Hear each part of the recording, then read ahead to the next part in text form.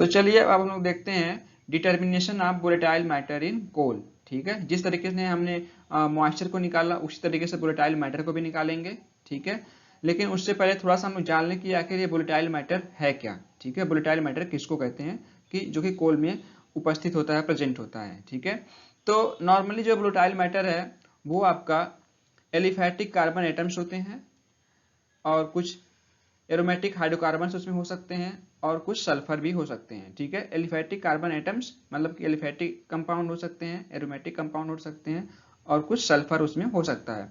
इसको हम लोग क्या बोलते हैं, वोलेटाइल मैटर बोलते हैं।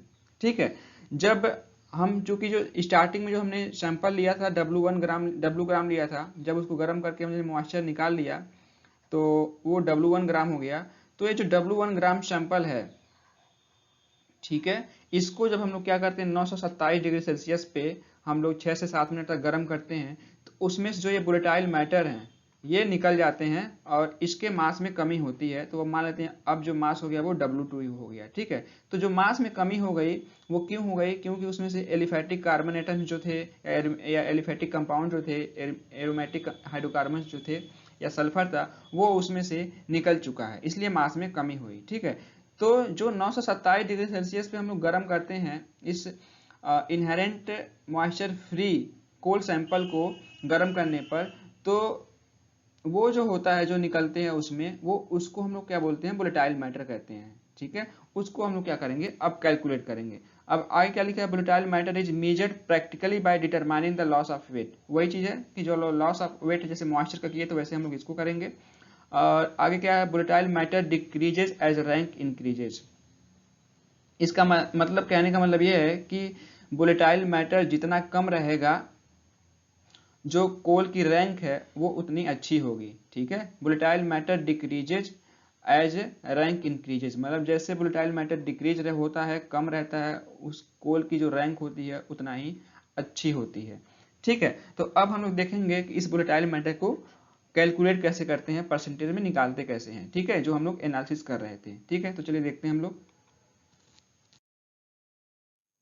तो अब हमारे पास जो सैंपल है वो क्या है, W1 ग्राम है। ठीक है, जो मॉइस्चर जो हमने निकाले उसके बाद का जो आया उसी सैंपल को हमने लिया है। ठीक है, तो वो जो सैंपल जो मॉइस्चर फ्री जो सैंपल था वो कितना है, W1 ग्राम है। ठीक है, और जो शुरू में कितना था वो W था, इस चीज को भी ध्यान में रखना है आपको। ठीक है, अब क्या करेंगे, इसको हम लोग क्या करेंगे, फिर से एक क्रूसिबल में लेंगे जो नॉर्मली आपका सिलिका क्रूसिबल होता है। ठीक है, ये मॉइस्चर फ्री होना चाहिए, आपको बताया ही था मैंने आपको। और इसको क्या करेंगे, अब हमारे पास एक होता है मफल फर्नेस। ठीक है, मफल फर्नेस होता है, मफल फर्नेस में क्या करेंगे, इसको हम लोग रखेंगे। ठीक है, मफल फर्नेस में रखेंगे इसको, और जो इसका टेम्परेचर रहेगा 927 डिग्री सेल्सियस रखेंगे। ये प्लस माइनस आपका 20 डिग्री सेल्सियस हो सकता है, मतलब कि 947 ऊपर जा सकता है और ये 907 डिग्री सेल्सियस तक भी हम लोग ले सकते हैं। ठीक है, मतलब कि 907 से 947 डिग्री सेल्सियस तक इस रेंज में हम लोग इसको गर्म कर सकते हैं। तो इस टेम्परेचर पे हम लोग क्या करते हैं, इसको क्रूसिबल में रख के 7 मिनट तक हम लोग क्या करते हैं, 6 से 7 मिनट तक क्या करते हैं, इसको छोड़ देते हैं। ठीक है, उसके बाद जो भी इसमें वोलेटाइल मैटर रहेगा वो निकल जाएगा। अब क्या करेंगे, उस क्रूसिबल को हम लोग निकाल लेंगे। ठीक है, अब उसको क्या करेंगे, डेसिकेटर जो होता है उसमें उसको ठंडा कर लेंगे। ठीक है, जैसे हम लोग मॉइस्चर के केस में किए थे। अब ठंडा करने के बाद आपको उसका जो मास हो गया कम हो गया है, तो अब उसको हम लोग वेट कर लेंगे कि जो बचा हुआ कोल सैंपल है उसको वेट कर लेंगे। तो वो मान लेते हैं W2 है। ठीक है, तो हम W1 सैंपल लिए थे, अब हमारे पास W2 सैंपल बचा हुआ है। ठीक है, तो जो मास में कमी हुई वो कितनी होगी, W1 माइनस W2।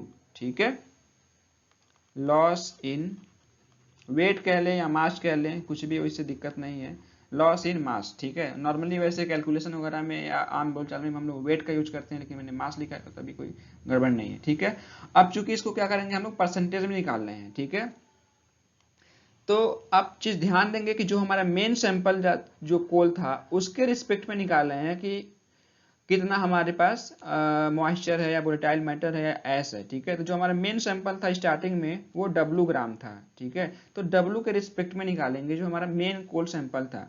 तो इसलिए हम लोग यहाँ पे W भाग दे देंगे और यहाँ पे गुणे 100 कर देंगे। ठीक है, तो ये जो परसेंटेज में आएगा हमारा परसेंटेज VM कर दें वोलेटाइल मैटर बराबर हो जाएगा ये हमारा W1 माइनस W2 बट्टे ये W गुणे 100।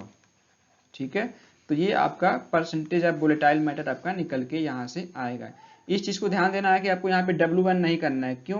क्योंकि हम W1 के रिस्पेक्ट में नहीं निकाल रहे हैं। जो भी हम एनालिसिस कर रहे हैं, एनालिसिस हम किसके रिस्पेक्ट में कर रहे हैं? जो हमारा स्टार्टिंग में ही हम लोग एयर ड्राइड कोल्ड सैंपल लिया था जिसका वेट था W ग्राम। ठीक है, तो वो निकाल रहे हैं। तो हमने शुरू में कितना लिया था, जो हमने एग्जाम्पल लिया था उसको देख लेते हैं एक बार, कि हमने 10 ग्राम लिया था। ठीक है, 10 ग्राम से हमारा 8 ग्राम आया। ठीक है, तो जो मॉइस्चर आया था वो 20% आया था। ठीक है, अब मान लेते हैं ये 8 से कितना हो गया, ये 7 ग्राम हो गया। ठीक है, तो यहाँ पे जो लॉस कितना हुआ, ये हमारा क्या है W1 हो गया और ये W2 हो गया और ये WO हो गया। ठीक है, तो अब इसका यहाँ से वोलेटाइल मैटर वाले केस में हम निकालेंगे तो कितना होगा परसेंटेज ऑफ VM, तो ये 8 माइनस 7 बट्टे अब ये कितना था 10 था। ठीक है, गुणे 100, तो ये कितना आएगा 1/10 गुणे 100, कितना आ गया आपका ये 10%। इसका मतलब जो वोलेटाइल मैटर है उसमें कितना है 10% है। तो इस तरीके से हम लोग कैलकुलेट करते हैं VM को परसेंटेज के रूप में। तो परसेंटेज VM आपका ये फॉर्मूला भी हो गया। आप कैलकुलेशन अगर आपको कहीं न्यूमेरिकल आता है तो आप भी उसको सॉल्व कर सकते हैं। ठीक है, अब हम लोग आगे देखेंगे कि एस को हम लोग कैसे निकालते हैं। ठीक है, और ऐश क्या होता है। प्लीज़ आप लोग पूरा वीडियो देखिएगा और अगर आपको ये वीडियो पसंद आता है तो मेरे चैनल को सब्सक्राइब भी करिएगा। ठीक है, बहुत मेहनत लगता है वीडियो बनाने में, तो थोड़ा आप लोग सपोर्ट करेंगे तो हमको भी अच्छा लगेगा। ठीक है, चलिए हम लोग अब आगे देखते हैं।